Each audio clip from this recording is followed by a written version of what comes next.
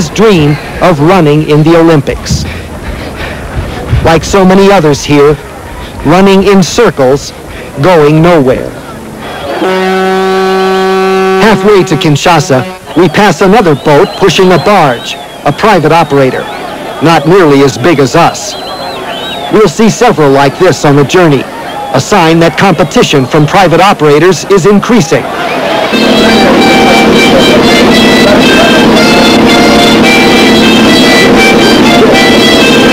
Activity on board now seems routine. Business continues, and everyone finds a way to pass time in the heat.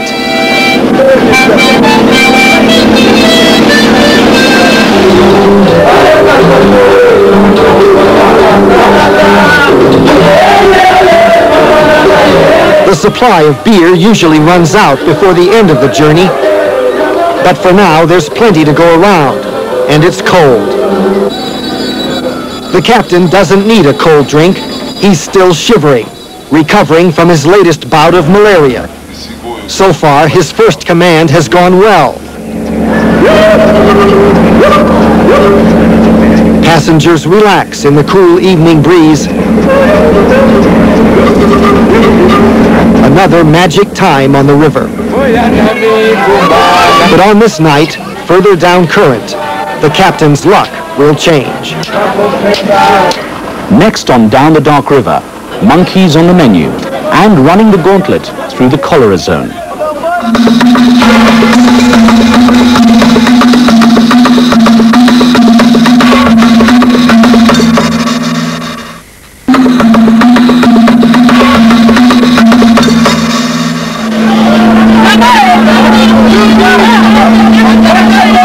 During the night, pandemonium breaks loose.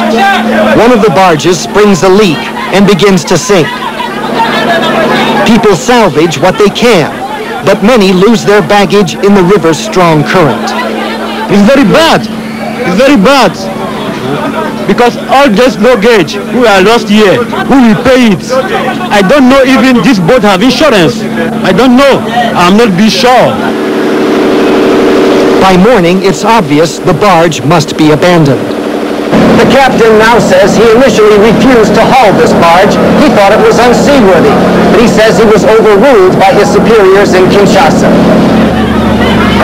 By radio, those same superiors now tell him he should wait until another boat is sent to salvage the barge. They worry about thieves ransacking the vessel if it's abandoned here on the river. But the arrival of a salvage boat could take days. Meanwhile, hundreds of passengers from the sinking barge find space on the Colonel Ebeya, adding still more to the congestion on board. Finally, a solution is found. The captain orders his crew to strip the barge of its doors and windows and anything else worth stealing. What remains of the barge is left to the mercy of scavengers.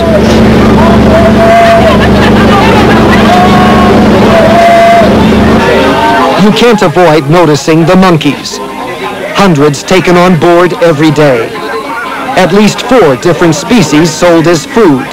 Some of them smoked and ready to eat, others killed only hours before, and some orphans to be sold as pets. Esperance Komba specializes in what is called bushmeat. She's the wife of the chief mechanic on the Colonel Ebeya, so she rides the boat free and buys as many monkeys as she can, at least 15, that she might sell for $1 each in Kinshasa. Eating an animal so closely related to humans might be appalling to some outsiders, including many Africans. But monkeys have always been a source of plentiful bushmeat for the people who live in this rainforest. Only now, with scientists discovering how deadly viruses can be transmitted from primates to humans, it's becoming clear how this trade in monkey meat could be responsible for outbreaks of Ebola, and, as some believe, for the original outbreak of HIV, the virus that causes AIDS. Some people talk of controlling this trade as a way to prevent infection. But how could any controls be effective under these conditions? Beyond monkeys, there's also a thriving trade in the meat of endangered apes, chimpanzees, and gorillas. At least 4 baby chimps were on the Colonel Ebeya. Each of these babies was taken from its mother after she was killed and sold as bushmeat. There are limits to the bounty of the forest, and conservationists say those limits are now exceeded with gorillas and chimpanzees. If the bushmeat trade continues like this, they say, within 10 years, these highly intelligent animals, our closest relatives, could be wiped out across most of Central Africa. Day 6 on the river. The Colonel Ebeya stops in Bandaka, the last port before Kinshasa. A graveyard for boats that worked this river in more prosperous times. Like every town we see in Zaire, there are signs of decay everywhere. Bandaka is neglected, crumbling, the forest reclaiming it. Here we take on 2 more barges, already filled with new passengers and cargo. Back on the river again, no more scheduled stops until the end of the line 400 miles southwest. Before Mbandaka, we learned there were 2,200 paying passengers on board, excluding members of the military and their families who always ride free. But now the estimate is nearly 4,000 people crowded together in every available space, with maybe twice as many animals and a 2-hour-old baby boy. His mother, Bolumbu, is the wife of a crew member. This is her 9th child, her first born on the Colonel Ebeya, with a birth certificate to prove it. The baby's name is Longonye. It means congratulations. 11 miles an hour, 4 hours. Crossing the equator at sunset, the air is heavy with the smell of rain.